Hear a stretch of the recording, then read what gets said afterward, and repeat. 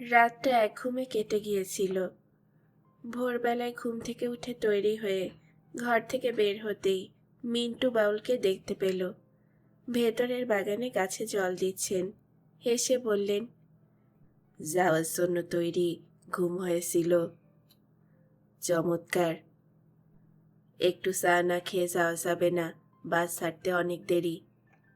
চা পেলে তো ভালোই হয়। দাঁড়ান। মিন্টু বাউল একটা ঘরে ঢুকে গেলেন। শ্রমিক দেখছিল এই রোদ না ওঠার সময়টার আকাশে যেন অথৈ মায়া জেগে আছে। একটা নাম না জানা ছোট পাখি শীষ দিচ্ছে পেয়ারা গাছের ডালে। নিন, সব নাম দিয়ে গেছে আপনাকে দেওয়ার জন্যে। খাতাটা নিল শ্রমিক। কখন এলো সে? আধ ঘন্টা আগে। আপনি ঘুমোছিলেন বলে ডাকিনি। এত ভোরে? ওকে যে ভোরবেলা চা বানাতে হয়। অদ্ভুত। হ্যাঁ, আপনি ওকে কাল সংগ্রামের কথা বলেছিলেন।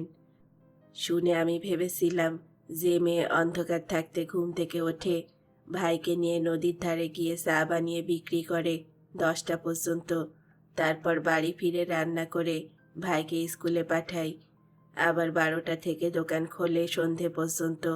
সেই সংগ্রাম করতে ভয় পাবে কেন? আমি ওকে খাতা কিনে দেই, রাত্রে কুপির আলোয় সে কবিতা লেখে। ইলেকট্রিক জ্বালাবার সামর্থ্য নেই যে। শ্রমিক বলল, আপনি দেখবেন ওই মেয়ে একদিন কোথায় পৌঁছায়। আশীর্বাদ করুন ওকে, ঈশ্বর যেন ওর সহায় হন। চা খেয়ে মিন্টু বাবু শ্রমিককে এগিয়ে দিয়ে গেলেন বাস টার্মিনাল পর্যন্ত। হঠাৎ মনে পড়ায় শ্রমিক বলল, ইস, চরণ ভাইয়ের সঙ্গে দেখা হলো না। ওর দেখা তো এখন পাবেন না। কেন? ভোরে বেরিয়ে গেছে যে অন্য কোনো হাটে বেচা কেনা করতে। ও, ওকে বলবেন আমার কথা।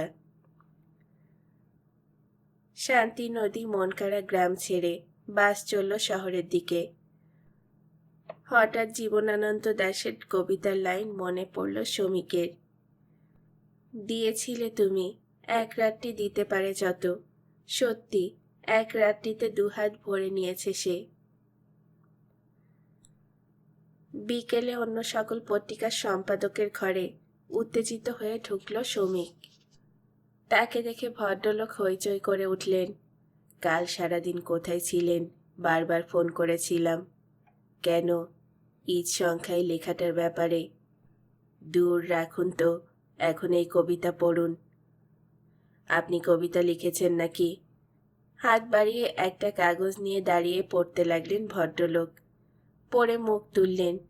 কে এই শবনম? ছদ্মনাম? না, কিরকম লাগলো? বলল শ্রমিক। অন্য সকল পত্রিকার সম্পাদক মতিন ভাই, খাঁটি জহুরি। এর আগে কথাটা বহুবার প্রমাণিত হয়েছে। শ্রমিকের দিকে তাকিয়ে বললেন, আপনি তো আমাকে ভাবিয়ে দিলেন। তারপর কবিতাটি আবার পড়ে জিজ্ঞাসা করলেন, বয়স কত? 20-21। কপালে ভাঁজ পড়ল মতিন ভাইয়ের। কলেজে পড়ে? না, ভোর থেকে রাত পর্যন্ত চা বিক্রি করে। গম্ভীর গলায় শ্রমিক বলল, বলেন কি? একজন চাওয়ালা এই কবিতা লিখেছে? অবিশ্বাস্য। মাফ করবেন, আপনার এই রসিকতা আমি গ্রহণ করতে পারছি না। শ্রমিক চেয়ারে হেলান দিয়ে তার মনকাড়া গ্রামের অভিজ্ঞতার কথা বলল। হাঁ করে শুনছিলেন মতিন ভাই। জিজ্ঞাসা করলেন, দিনে কত রোজগার করে মেয়েটি? জিজ্ঞাসা করিনি। হাটের দিন ছাড়া চা নিশ্চয়ই বেশি বিক্রি হয় না। মাসে 1000-2 কি 2.5। আমি যদি ওই টাকা রোজগারের ব্যবস্থা এখানে করে দেই, তাহলে মেয়েটা ঢাকা আসবে। মতিন ভাই কাগজটা টেবিলের ওপর রাখলেন। বোধ হয় না। শ্রমিক বলল, কেন?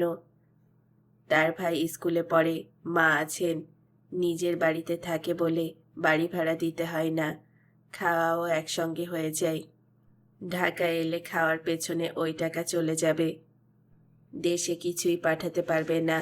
মা ভাইকে ভাসিয়ে দিয়ে নিজের স্বার্থ দেখার মতো মেয়ে শবনম নয়, তা বুঝতে আমার অসুবিধে হয়নি। আপনার যদি কবিতাটি ভালো লাগে ছাপাবেন, যদি কিছু সম্মান দক্ষিণা পাঠাতে পারেন তাহলে ও উৎসাহ পাবে। শ্রমিক বলল, আপনি বুঝতে পারছেন না, খনিতে যে হীরা পাওয়া যায় তা মূল্যবান হয় কাটিংয়ের পরে। গ্রামে চা বিক্রি করে চললে ওর প্রতিভায় জং পড়ে যেতে বাধ্য। এখানে এলে কত নতুন বই পড়ার সুযোগ পাবে, সাহিত্য সভায় গিয়ে নিজেকে সমৃদ্ধ করতে পারবে, আপনাদের সাহায্য পাবে। দেখবেন ও আলো ভালো লিখবে। হ্যাঁ, ওর মা ভাইয়ের ব্যাপারটা। থেমে গেলেন মতিন ভাই। শ্রমিক সোজা হয়ে বলল, উঠি। আরে দাঁড়ান, আপনি সবসময় ঘোড়ার জিন চাপিয়ে আসেন। উপন্যাস কবে পাচ্ছি? এবার ঈদ কিন্তু এগিয়ে এসেছে। মতিন ভাই। শ্রমিক হাসল। এবছর আমাকে বাদ দিন, আমি আর পারছি না। এত লেখা লিখলে ছিবড়ে হয়ে যাব। তার মানে অন্য কেউ বেশি টাকা দিচ্ছে? দেখেছেন, ভাবতে পারছেন না একজন মানুষ একটু বিশ্রাম চাইছে। শুনুন, লেখকদের বিশ্রাম দেওয়া হয় যখন পাঠক তাদের লেখা আর পড়তে চায় না। আপনার তো দিন দিন পাঠক বাড়ছে।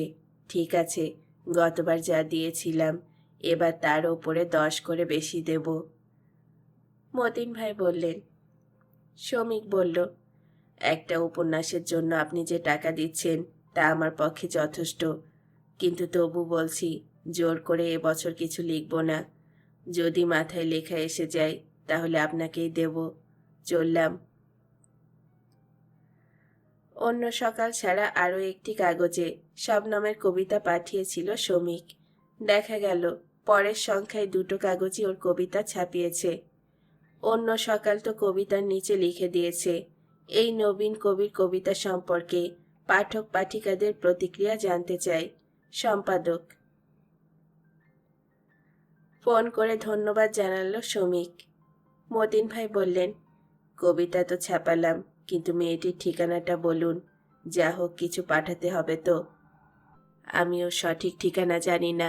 এক কাজ করুন, লিখুন শবনম, কেয়ার অফ শ্রী মিন্টু বাউল, গ্রাম মনকাড়া। বুঝতে পেরেছি। মতিন ভাই লাইন কেটে দিলেন।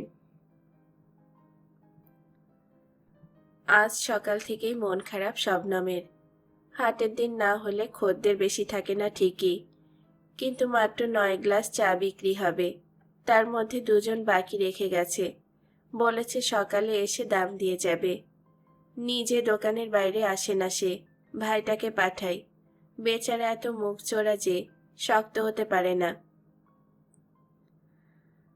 এখন সকাল 10টা, বাড়ি ফিরেই ভাতে ভাত বসিয়ে দিতে হবে, যাতে ভাই খেয়ে স্কুলে যেতে পারে 11টায়। সকাল থেকে তো 2টো বিস্কুট ছাড়া আর পেটে কিছু পড়েনি। বাবা মারা যাওয়ার পর থেকে মা যেন কেমন মিইয়ে গেছে। 3বার ডাকলে হুঁশ ফেরে তার, নইলে আগের মতো সকালের রান্নাটা করে ফেলতে পারত না। শান্তির জলে বাসনপত্র ধুয়ে মেজে দোকান বন্ধ করে সে যখন ভাইয়ের সঙ্গে বাড়ির পথ ধরেছে, তখন চিৎকারটা কানে এলো, এই যে তুমি শবনম না? ঘাড় ঘুরিয়ে দেখল শবনম, পোস্ট অফিসের পিয়ন রহিম চাচা। সে ভাইকে ইশারা করল, বল দোকান বন্ধ হয়ে গিয়েছে। ভাই সেটা নামতার মতো মুখস্থ করতে করতে রহিম চাচার কাছে এসে হাসল। না না, চা চাই না, গ্রামের সবাইকে তো মাঝে মাঝে চিঠিপত্র দেই, তোমার নামে কখনো কিছু আসে না, তাই দিতে পারিনি। আজ প্রথমবার তোমাকে দেব, নাও এইখানে সই করো।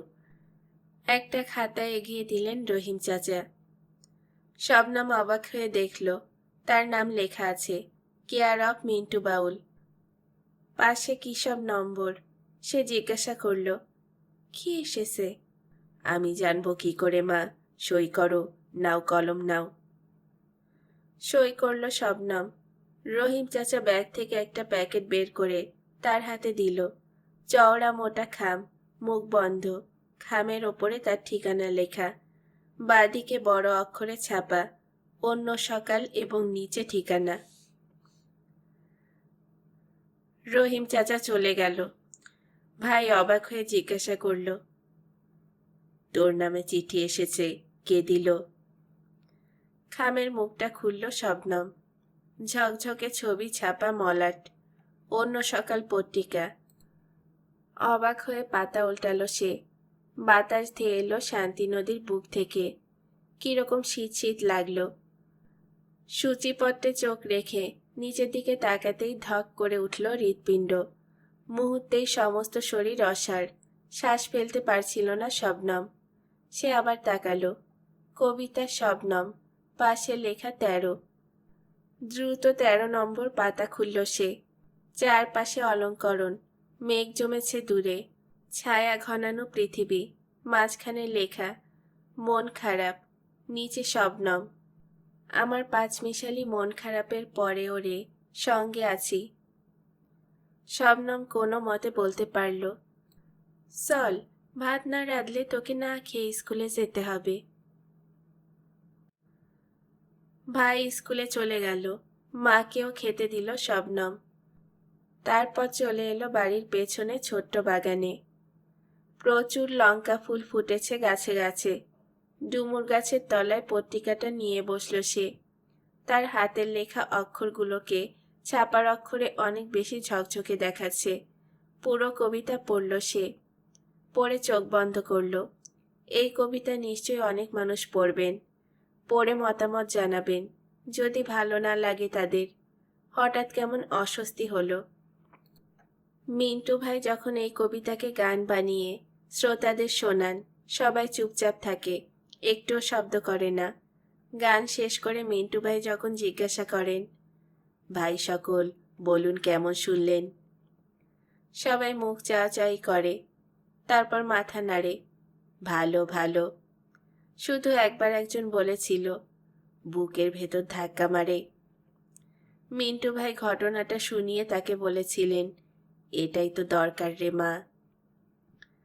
অন্য পাতাগুলো অলসভাবে উল্টাতে গিয়ে থমকে গেল শবনম।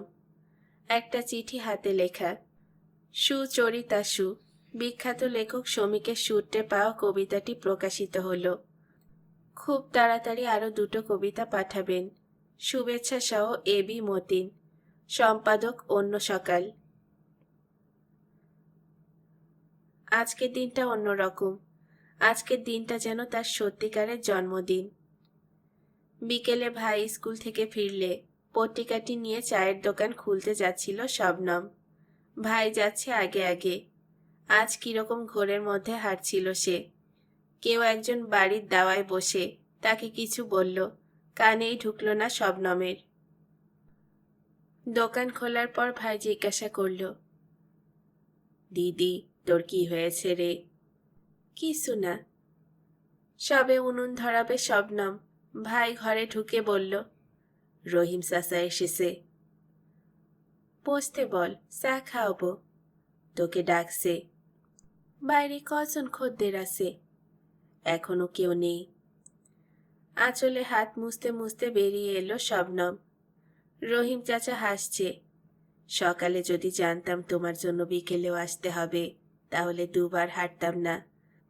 যার নামে কোনো পোস্ট কার্ড আসে না, তার একদিনে 3-3টে। 3টে? সকালে একটা খাম দিয়ে গিয়েছিলাম। এখন তোমাকে আরো 2টো সই করতে হবে। প্রথমে এই খাতায় করো, এই যে তোমার নামের পাশে পাশে। বাস, এই নাও খাম। কি ব্যাপার বলো তো, খামে কি আসছে? পত্রিকা। ও, এবার এখানে সই করো। এটা মানি অর্ডার। Money order? হ্যাঁ, 150 টাকা। সই টই করার পর টাকা এবং ফর্মের একটি অংশ শবনমের হাতে তুলে দিল রহিম চাচা। শবনম পড়ল, আপনার কবিতা মন খারাপের জন্য সামান্য সম্মান দক্ষিণা পাঠানো হলো। দয়া করে গ্রহণ করবেন, সম্পাদক। এক ছুটে ভেতরে চলে গেল শবনম। তারপর হঠাৎ কেঁদে ফেলল। কান্না উঠে আসছে শরীর নিংড়ে। অনেক চেষ্টায় আওয়াজটাকে গিলতে পারল সে। তার কবিতা ছাপা হয়েছে, তারপরেও সেই কবিতার জন্য টাকা পেয়েছে সে। এটা কি সম্ভব? কখনো ভাবতে পারত? ভাই এসে বলল, রহিম চাচার কাজ আছে, চলে গেল। তারপরে সে অবাক হয়ে জিজ্ঞাসা করল, তুই কাঁদছিস? না, আজ আর দোকান খুলব না, বন্ধ করে বাড়ি চলে যা, তাড়াতাড়ি পড়তে বসবি, আমি আসছি। দিদিকে হনহনিয়ে নদীর দিকে চলে যেতে দেখে ভাই দোকানের দরজা বন্ধ করল। সেই অপরাহ্নে নির্জন শান্তি নদীর গায়ে বসে হঠাৎ মন খুলে কাঁদল শবনম। এই কান্নায় কি যে সুখ তা তার জানা ছিল না। কাঁদতে কাঁদতে যখন বুক হালকা হয়ে গেল, তখন কি যে শান্তি। ঠান্ডা বাতাস মুখটাকে আরো শীতল করে দিচ্ছিল। নদীর জলে নিজের প্রতিবিম্ব সে দেখল। কাঁদলে কি চেহারা বদলে যায়? এবার বিকেলের খামটা খুলল সে। কাগজটার নাম সচিত্র বাংলাদেশ। কাপা হাতে ওল্টালো সে। সূচিপত্রে 3 জনের কবিতা, তৃতীয় নামটি তার। পাতা খুলে কবিতাটা পড়ল। প্রথমে মনে মনে, দ্বিতীয়বার গলা খুলে। মন বরবাদ না হলে আজ কোন ইচ্ছেটা থামে। ঝড়ের দেশে থামলেই ঝড়, সে ভয় আসে নেমে। ঢেউ শব্দ তুলেছে, সেদিকে তাকিয়ে শবনমের মনে হলো একদিন যা ছিল তার একার, এখন তা অনেকের হয়ে গেল। এই মুহূর্তে বাংলাদেশের কোনো মানুষ এই পত্রিকাটি হাতে নিয়ে যদি তার কবিতা আবৃত্তি করে, নিজের মনে কথা বলে ভাবে, তাহলে তার কিছুই করার নেই। কিন্তু তার সঙ্গে তার দায়িত্ব বেড়ে গেল অনেকখানি। এরপরে আরো ভালো কবিতা লিখতে হবে। রাত্রে বসে বসে শব্দ কাটতে হবে, লিখতে হবে। মিন্টু বাউল চিৎকার করে সবাইকে ডাকতে লাগলেন। তার 2 হাতে 2টো পত্রিকা। সে 2টো মাথার ওপরে তুলে তিনি বলেছিলেন, দেখো সবাই, আমাদের ঘরের মেয়ে আজ ঢাকার কাগজে জায়গা করে নিয়েছে। তুই আমাদের মুখ উজ্জ্বল করলি মা। গর্বে আমাদের বুক ফুলে উঠেছে। আমাদের মন কাড়া গ্রামের আর কেউ এই সম্মান পায়নি, তুই প্রথম। সোনা ভাই তখন ঢুকলেন। কি ব্যাপার, এত আনন্দ কেন? কাগজ 2টো তাকে দেখালেন মিন্টু ভাই। বললেন, আমাদের মেয়ের কবিতা একই মাসে 2টো বড় পত্রিকায় ছাপা হয়েছে, ভাবতে পারো। তাহলে তো মিষ্টির অর্ডার দিতে হয়। ওই মিয়া। সোনা ভাই একজনকে হাত নেড়ে কাছে ডাকলেন। হরিহরের দোকানে গিয়ে আমার নাম করে বলবে, অন্তত 100টা রসগোল্লা চাই। লোকটা বলল, সাইজ বড় না ছোট? ছোট। এটা কি ছোট ব্যাপার? বড় বড় বড় সাইজ। 50 টাকা লাগবে। লাগুক, আমার নামে লিখে রাখবে। লোকটা চলে যাচ্ছিল। শবনম ডাকল, চাচা একটু দাঁড়ান। লোকটার কাছে গিয়ে আঁচল থেকে নোট বের করে 50টা টাকা এগিয়ে ধরল সে। এইটি নিয়ে যান। সোনা ভাই হুঙ্কার দিয়ে বললেন, এই মেয়ে, সাপের 5 পা দেখেছো নাকি? আমি মিষ্টি খাওয়াবো আর তুই টাকা দিচ্ছিস, তোর ঘাড়ে মাথাটা থাকবে। মুখ নামালো শবনম। রাগ করবেন না চাচা, আমি দিচ্ছি না। আমার কি আর সেই ক্ষমতা আছে? আপনারা সবাই জানেন। তুই দিচ্ছিস না, ওটা কার টাকা? সোনা ভাই এগিয়ে এলেন। পত্রিকার, তারা সম্মান দক্ষিণা বলে 150 টাকা পাঠিয়েছে। তাই নাকি? কবিতা চেপে টাকা দেয় ও? এই টাকা তোর কষ্টের রোজগার। সংসারে তো অভাবের সীমা নেই, তার জন্য খরচ করিস। সোনা ভাই বললেন, কবিতাটা তো পড়েই ছিল, তার জন্য তো টাকা পাবো ভাবিনি। আর কবিতা লিখতে আমার কোনো কষ্ট হয় না যে এটাকে রোজগার বলবো। আপনারা সবাই খুশি হয়েছেন খবরটা শুনে। এই টাকায় মিষ্টি মুখ করলে আমার খুব ভালো লাগবে। শবনম বলল। মিন্টু ভাই মাথা নাড়লেন। ঠিক কথা। হাসান ভাই, টাকাটা নিয়ে যাও। সোনা ভাই বললেন, তাহলে আর দেরি করো না হাসান, ঝটপট আসবে। দেখি পত্রিকা 2টো, নিজের চোখে পড়ি। সবাই ঘিরে ধরল সোনা ভাইকে। তিনি কাট কাট গলায় জোরে জোরে পড়তে লাগলেন লাইনগুলো। পড়া শেষ হলে বললেন, সব কথা বুঝতে পারলাম না, তবে মনে কি যেন পাক খাচ্ছে। মিন্টু ভাই বললেন, তাহলেই হবে। তারপর শবনমের দিকে তাকিয়ে বললেন, এনেছিস মা? মাথা নাড়ল শবনম। ভালো হয়নি। আহা দেখি না, এটা গান হবে না। সেটা আমি বুঝে নেব। হাত বাড়ালেন মিন্টু ভাই। দুরাত আগে লেখা 4টে লাইন সসংকোচে বাড়িয়ে দিল শবনম। সেটা মন দিয়ে পড়লেন মিন্টু ভাই। তারপর বললেন, ঠিক আছে, বাকিটা লেখ। সোনা ভাই বললেন, এটা স্বার্থপরের মতো কাজ হলো মিন্টু ভাই। আপনি গোপনে গোপনে পড়লেন, আমরা কি শোনার যোগ্য নয়? তা কেন? হাত বাড়িয়ে একটানা টেনে নিয়ে একটু সুর ধরার চেষ্টা করেন। তারপর গুনগুন করেন, ভালোবাসা আসেন যখন একলা আসেন না। কয়েকবার সুর ভেজেও খুশি না হয়ে বললেন, না, এভাবে হবে না।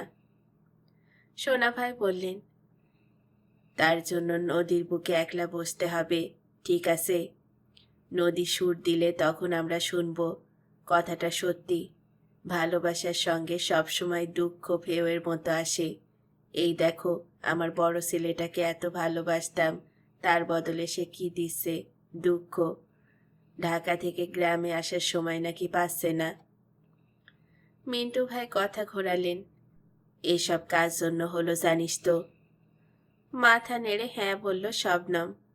তাকে প্রণাম জানিয়ে চিঠি লিখবি। আমি তো তার ঠিকানা জানি না। একটা খামে ভরে চিঠি পত্রিকার ওই ঠিকানায় পাঠিয়ে লিখে দিবি, পেয়ে যাবেন নিশ্চয়ই। ভাগ্যিস চরণ ভাই ওকে এনেছিল। মিন্টু ভাই বললেন, মেয়েটির কোয়ালিফিকেশন কি জানেন? মতিন ভাই জিজ্ঞাসা করলেন। ফোন করে একটু আগে উনি এসেছেন শ্রমিকের বাড়িতে। আমি জিজ্ঞাসা করিনি। যার ছলে এরকম লেখা যে লেখে তার তো গ্র্যাজুয়েট হওয়া উচিত। মতিন ভাই বললেন, গীতাঞ্জলির কবিতাগুলো যে লিখতে পারে তার তো মাস্টার্স করা উচিত, তাই তো? খেপে গেলেন মতিন ভাই। শুনুন, রবীন্দ্রনাথ যদি থিসিস সাবমিট করতেন তাহলে পিএইচডি ডিগ্রি সব ইউনিভার্সিটিতে দিত, স্কুলে না পড়লেও। আপনার জ্ঞাতার্থে জানাচ্ছি, এর চেয়েও বড় ডক্টরেট পেয়েছেন বিশ্ববিদ্যালয় থেকে, এবং কোনো থিসিস সাবমিট না করে। শ্রমিক হাসল। যাকগে, এই মেয়েটি কি আসলে আমার কাগজে চাকরি করবে?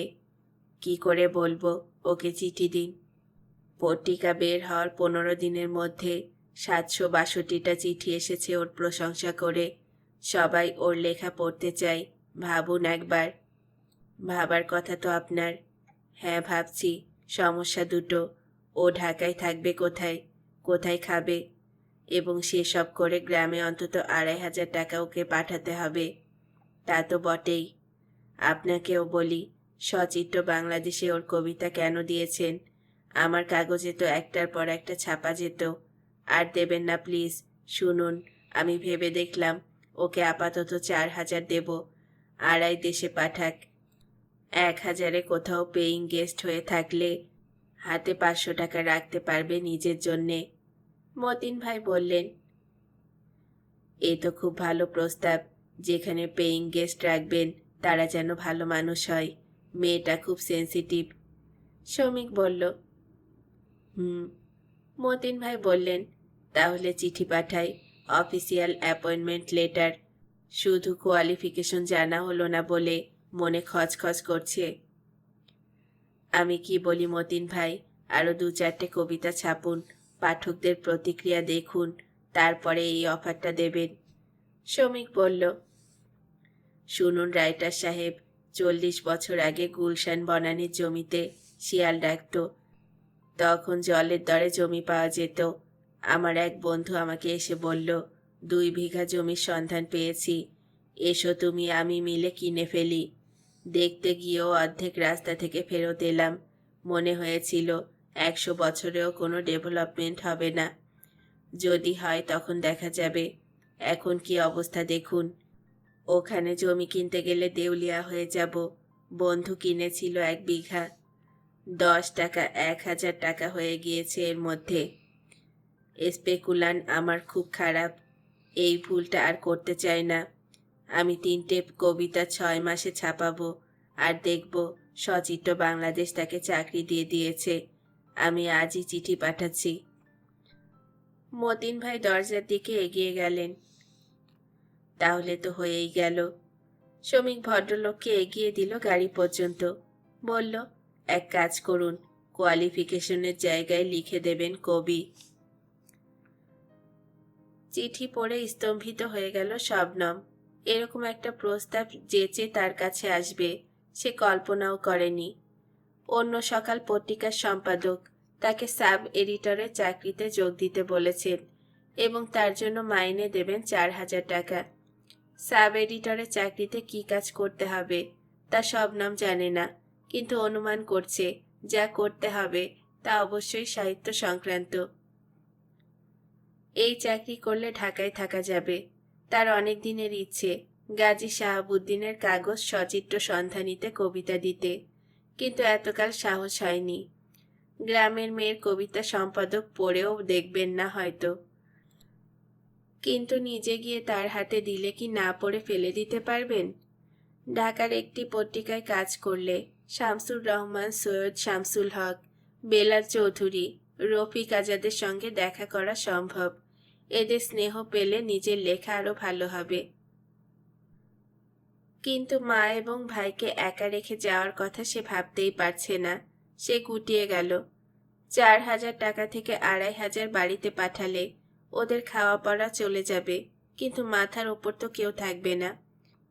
ভাইটা মুখ চোরা আর মা কথা না বলে থাকাটা পছন্দ করে, কিন্তু এখানে থাকলে সেই ভোর রাত থেকে 10টা পর্যন্ত চা বানানো, বিকেলে আবার উনুন ধরানো জীবন থেকে কখনই মুক্তি পাবে না। মাঝে মাঝে প্রতিবেশী মহিলারা তার বিয়ের ব্যাপারে বলেন, সম্বন্ধ আনেন, কিন্তু তার পক্ষে মা ভাইকে ফেলে বিয়ে করা সম্ভব নয়। মিন্টু বাউল একদিন রসিকতা করে বলেন, চোখের সামনে তো বড় হলি, কোনোদিন কোনো ছেলের সঙ্গে মিশতে দেখলাম না, তাহলে এই ছেলেটা কি, কোথায় থাকে? কোন ছেলেটা? যার জন্য তোর এত মন খারাপ। তিনি তো একজন বাউল। বাউল? তাহলে তো আমার কোনো আত্মীয় হবে। খুশিতে মিন্টু বাউল সোজা হন। হ্যাঁ, আত্মীয় তো নিশ্চয়ই। নাম বল, আমি আজই তাকে বলবো কেন সে তোর মন খারাপ করে দেয়। শবনম চুপ করে দাঁড়িয়েছিল, আর যারা শুনছিল তারা উদ্গ্রীব হয়ে তাকিয়ে রইল। শবনম বলল, সেই বাউলের নাম রবীন্দ্রনাথ, আর এক নাম জীবনানন্দ দাশ। মিন্টু বাউল গম্ভীর হয়ে গিয়েছিলেন। এরপর একটু চুপ করে থেকে বলেছিলেন, তোর মতো পাগলি পৃথিবীতে আছে বলে জীবনটা এখনো এত সুন্দর। আজ চিঠি পেয়ে ছুটে গেল সেই মিন্টু বাউলের কাছে, গিয়ে দেখালো। মিন্টু বাউল চিঠি পড়ে উদ্ভাসিত। সাবাস, গোবরেও যদি গোলাপ ফুল ফোটে তাহলে তার গন্ধকে কেউ আটকাতে পারে না। তুই ভাগ্যবতী মা। কিন্তু আমার বাড়ি, আমার মা, আমার ভাই। আমরা তো আছি, আমরা তাদের দেখাশোনা করব। তুই তাদের নিয়ে একটুও ভাবিস না। ভগবান খুব কৃপণ, ভুল করে মাঝে মাঝে কোনো দিন মানুষকে কিছু দিয়ে ফেলেন। মানুষ যদি দেওয়াটা না নিতে পারে তাহলে তিনি আর কখনো সদয় হন না। মিন্টু বাউল শবনমের মাথায় হাত বুলিয়ে বললেন, আমি তোকে ঢাকায় পৌঁছে দিয়ে আসব। খবরটা ছড়িয়ে পড়ল গ্রামে। গ্রামের মেয়ে 4,000 টাকা মাইনে পাবে শুধু কবিতা লেখার জন্যে। বিশ্বাস করতে পারছিল না অনেকে। রাত্রে ভাইয়ের পাশে শুয়ে শুয়ে শবনম আকাশ পাতাল ভাবছিল। হঠাৎ ভাইয়ের হাত তাকে স্পর্শ করল। আমাকে ঢাকায় নিয়ে যাবি? শক্ত হয়ে গেল শবনম। তারপরে বলল, নিশ্চয় নিয়ে যাব। আগে গিয়ে আমি গুছিয়ে নেই, তারপর তোকে আর মাকে নিয়ে যাব। ওখানকার ভালো স্কুলে ভর্তি করিয়ে দেব। ভাই ওকে জড়িয়ে ধরল 2 হাতে।